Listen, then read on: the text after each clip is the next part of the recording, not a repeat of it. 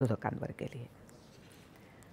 सरदार वल्लभभाई पटेल यांच्या 150व्या जयंतीनिमित्त केंद्र सरकारच्या युवा कल्याण मंत्रालयातर्फे देशभरातून 4 युनिटी मार्चचं आयोजन करण्यात आलं आहे।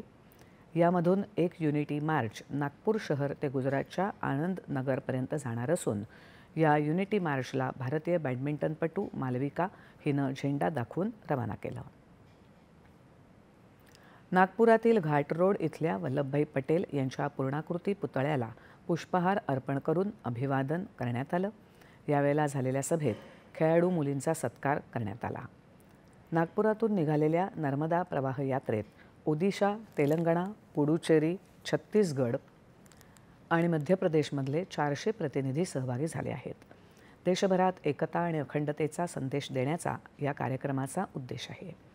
कार्यक्रमाला नागपूर जिल्ह्याचे जिल्हाधिकारी डॉक्टर विपिन इटणकर, भाजपा प्रदेश उपाध्यक्ष संजय भेंडे आणि नागरिक उपस्थित होते। भारतीय महिलांच्या दृष्टिहीन क्रिकेट संघानं